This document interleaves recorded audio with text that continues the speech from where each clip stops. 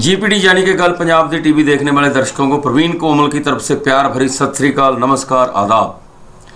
पालघर घटना को लेकर संत समाज में भारी गुस्सा है और संत विरोध प्रदर्शन कर रहे हैं। दूसरी तरफ महाराष्ट्र के मुख्यमंत्री उद्धव ठाकरे ने पालघर घटना को लेकर संत समाज से संपर्क किया है। संत समाज में घटना को लेकर गुस्से की भावना पाई जा रही है।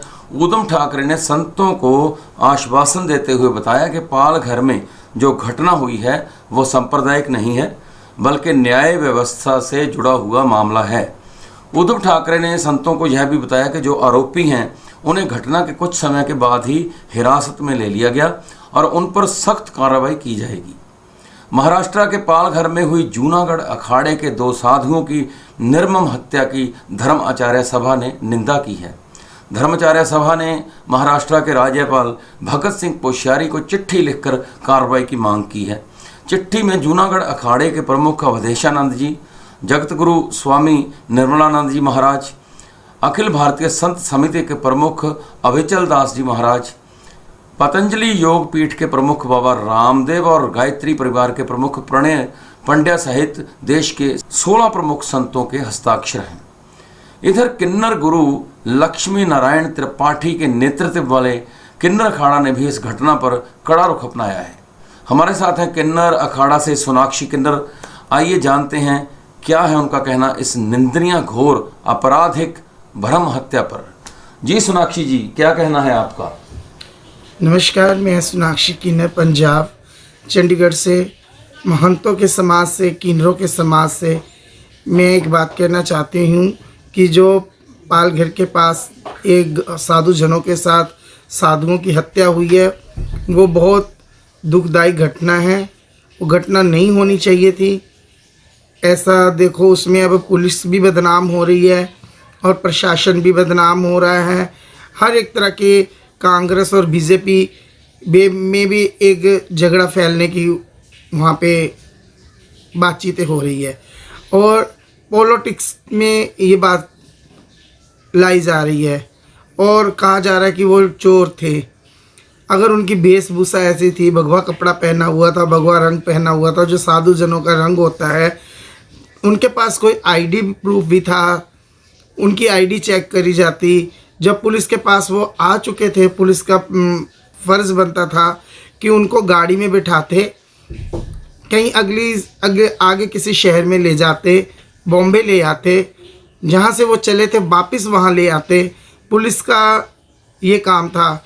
अगर ये नहीं कर सकते तो वहाँ पे जो पुलिस मुलाजम इतनी भीड़ को देख के थोड़ा डर गए थे, घबराहट हो गई थी उनको इतनी पब्लिक देख के, तो वो कॉल कर सकते थे मोबाइल से किसी को और वहाँ पे प्रोटेक्शन के लिए पुलिस को बुला लिया जाता, आर्मी को बुलाया जाता, कुछ भी कर सकते थे। लेकिन जो ये हुआ बहुत बुरा हुआ है, ये नहीं होना चाहिए। मैं किन्नर समाज से हूँ। मुझे इस बात का बहुत अफसोस है कि जो साधु जनों की हत्या हुई है, बहुत गलत तरीके से हत्या की गई है उनकी और बहुत दर्दनाक घटना हुई है। एक एक आदमी ने उन पे लाठी चार्ज करा, एक एक आदमी ने उनको लठ मारा, कोई सिर पे पत्थर मारा, कोई जूता मारा, कोई चप्पल मारा। एक ब्राह्मण की जो हत्या हुई है, बहुत बुरी हत्या हुई है। ये नहीं होना चाहिए था हिंदुस्तान में।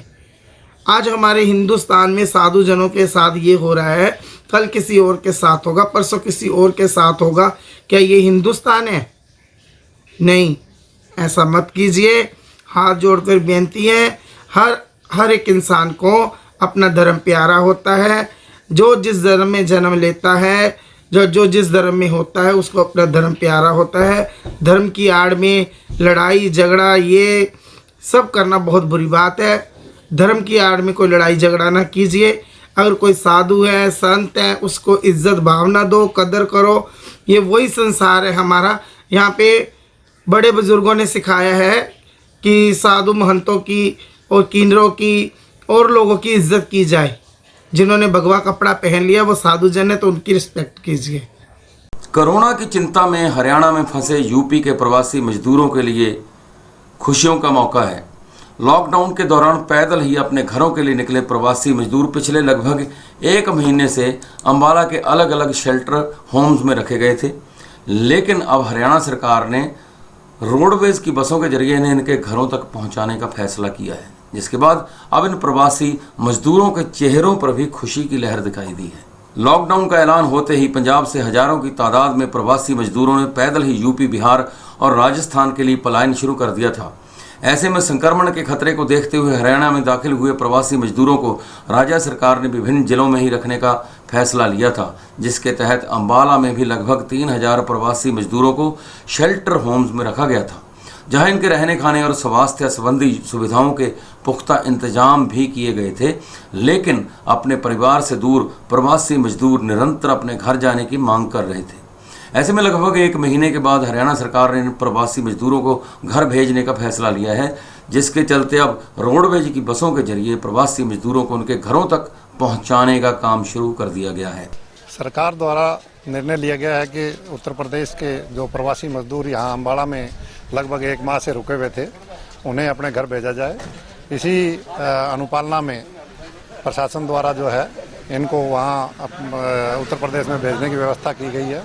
इनको रास्ते में भोजन की असुविधा ना हो, उसके लिए इनको पैक तैयार किया गया खाना, बिस्किट, पानी, फ्रूट्स, सैनिटाइज़र और मास्क इत्यादि दे करके और पुलिस व्यवस्था के अधीन इनको भेजा जा रहा है।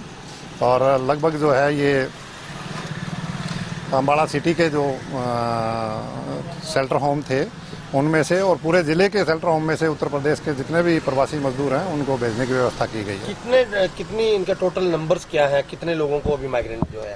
ये 683 हैं आज जो पहली खेप में भेजा जा रहा है, लगभग 683 के करीब है। तो बाकी कुल कितने हैं अम्बाला में जो लोग अभी यहाँ अम्बाला में शेल्टर्स होम में हैं, उनको कैसे कैसे भेजा जाएगा? जैसे ही सरकार से दिशा निर्देश प्राप्त होंगे उनके लिए भी प्रशासन व्यवस्था करके और उनको उनके पैतृक जिले में और राज्य में भेजने की व्यवस्था की जाएगी। अम्बाला से आज लगभग 683 प्रवासी मजदूरों को यूपी के लिए रवाना किया गया। इतना ही नहीं, अम्बाला से यूपी भेजे जा रहे प्रवासी मजदूरों के लिए प्रशासन ने खाना, फल और पानी की भी पूरी व्यवस्था करके इन्हें यहाँ से रवाना किया। ओमकार, वापस जा रहे हो अपने गांव में, क्या कहोगे? जी ये कहेंगे जी बहुत सेवा करी थी हमारी, जी बहुत सेफ्टी रखी थी, बहुत अच्छा लगा था हमें। हाँ। कोई खाने पीने की आप लोग जितना समय यहाँ रहे कोई कमी रही? जी कोई कमी नहीं रही। अब कहाँ जाओगे अब आप यहाँ? जी रामपुर जी। तो सरकार आपको वापस भेज रही है, खुशी है मन में? जी बहुत ज़्यादा खुशी है। कितने टाइम बाद अपने परिवार से मिलोगे? जी पूरा 1 महीना। धर्मपाल, कहाँ के रहने वाले हो? रामपुर सर। तो अब आप वापस जा रहे हो अपने गाँव में, क्या कहोगे? सर यहाँ पे बहुत अच्छा लगा, यहाँ पे बहुत अच्छी व्यवस्था हुई खाने पीने की और कोई दिक्कत नहीं हुई, कोई परेशानी नहीं हुई, सोने बैठने कुछ थी। तो अब जो है वापस जा रहे हो? जी सर। खुशी है मन में? बहुत खुशी है सर, बहुत अच्छी लग रहा है। हाँ। जी सर। परिवार से बात हुई है आपकी, क्या कह रहे हैं परिवार वाले? सर परिवार वाले भी बहुत खुश हो रहे हैं, बहुत अच्छा लग रहा है उनको कि हमारे बच्चे घर आ रहे हैं। लगभग 1 महीने से अम्बाला के अलग अलग शेल्टर हाउस में रहने वाले मजदूरों को आज इनके घर भेजने के लिए रोडवेज की बसों में बिठाया गया, तो उनके चेहरों पर खुशी साफ झलक रही थी।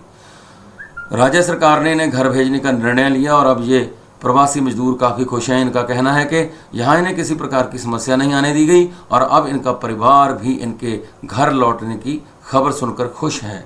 मीडिया में खबरें आ रही हैं कि केंद्र सरकार ने दुकानों को खोलने की मंजूरी दे दी है, लेकिन इस मामले को लेकर अम्बाला के व्यापारी असमंजस की स्थिति में दिखाई दे रहे हैं और आज उन्होंने दुकानें खोल ली, लेकिन कुछ ही देर के बाद पुलिस ने आकर उनकी दुकानें बंद करवा दी। प्रशासन ने इस बात की पुष्टि की है कि इस तरह का कोई भी आदेश अभी तक उनके पास नहीं है। बेचारे दुकानदार फिर लॉकडाउन का पालन कर रहे हैं और दुकानें बंद कर दी। जौहर जी मार्केट से प्रधान हूँ मैं, मार्केट का सब्जी मंडी एसोसिएशन का। क्या कहना चाहेंगे जो मार्केट खुलनी थी आज नहीं खुल पाई? सर ऐसे है, आज सुबह से ही जैसे मैं सुबह उठा 8 बजे, जैसे अर्ली मॉर्निंग उठते हैं, दुकानदारों के फ़ोन आने शुरू हो गए, भाई जोर साहब ये अपना मार्केट पेपरों में आ गया, अखबार में आ गया और उसके बाद टीवी में भी न्यूज़ आ गई है, भाई मार्केट खुल रही है, पूरा ऑल इंडिया लेवल पर मार्केट खुल रही है। लेकिन टाइमिंग का कोई जरिया नहीं था, कोई टाइमिंग की बात नहीं करी। मैंने फिर अधिकारियों से बात करी, जैसे कमेटी में बात करी, थाना सदर थाना SHO से बात करी। उन्होंने कहा कि कोई अभी हमारे को आदेश नहीं है, अखबार में जरूर आया है, न्यूज़ में जरूर आया, लेकिन हमें अभी कोई ऐसा आदेश नहीं आया कि हम आपको इतला करें कि बाज़ार खुले। तो वो कह रहे जो कंटेंट जो एरिया हमारा जो कवर एरिया जो किया हुआ है उसके 5 किलोमीटर के दायरे के बाहर की दुकानें खुलेंगी, तो शहरी दुकानें नहीं खुलेंगी। ये देश हुए तो कुछ दुकानदारों ने बाजार दुकानें भी खोली, तो प्रशासन ने, पुलिस ने आके दुकानें बंद कराई वो, और शटर बंद कराए लोगों के। लोग गलत फहमी में थे भाई शायद बाजार खुलेगा, लेकिन इस बीच मतलब कि बाजार दोबारा बंद करा दिए गए। जनक बुद्धि राजा, क्या रात को जो मैसेज आया था व्हाट्सएप पे और सोशल मीडिया पे कि मार्केट की केंद्र सरकार की तरफ से कि बाज़ार में दुकानें खुलेंगी और रोज़मर्रा की तरह काम होगा, पर बाद में उसको ध्यान से पढ़ा जाए तो उसमें ये क्लियर लिखा हुआ था कि सिर्फ जो कॉलोनियों की दुकानें हैं वो खुलेंगी, और जो बाज़ार में जो खुलेंगी और जो रोज़मर्रा की जो नेसेसिटी वाली दुकानें वो खुलेंगी।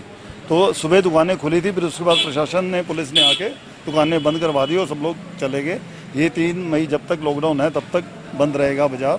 सिर्फ बाज़ार में वही दुकानें खुलेंगी जिनको परमिशन मिली हुई है, किराने की दुकानें या जो डेली नेसेसिटी की दुकानें वो खुलेंगी। धर्मेंद्र धमीजा जी, मैं ढाई शादी अट्टी। हाँ धीरेन्द्र जी बताएं, जो दुकान खोलने की बात आ रही थी आपको, क्या कहना चाहेंगे? ऐसा है कि अखबार में भी और टीवी में भी सब आया था कि आज खुलना है, तो उसी प्रकार आए हैं। तो मतलब पहले हमारे पास तो पहले ही 10 से 2 साढ़े 3 है, हम आधा घंटा पहले ही बंद कर देते हैं, परमिशन है। मगर फिर भी मार्केट खुली थी तो यहाँ आया, पता लगा सब और भी दुकानों के स्टाफ थे, आदमी और मतलब खड़े थे, मगर वो फिर वापस चले गए जब पता लगा कि बंद है। वैसे ही वो है। आज की अब बात की जा रही थी दुकानें खुलने की। हाँ जी, आज खुलने की, मगर फिर खुला नहीं। सब आप देख रहे हैं कि सब मार्केट बंद ही है सारी। आपके पास तो परमिशन है? हाँ जी, हमारा तो कराने का है स्टोर 10 से साढ़े 3, तो परमिशन सुबह शुरू से है।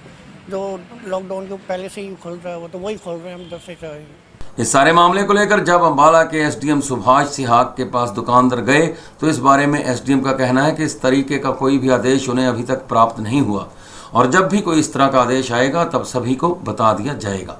ऐसा कोई आदेश अभी हमारे पास नहीं आया है। जब भी जो ही कोई आदेश आएगा तो वो लागू करवा देंगे। सो देखते रहिए जीपीडी गल पंजाब दी टीवी, बात हमारी और हम सब की।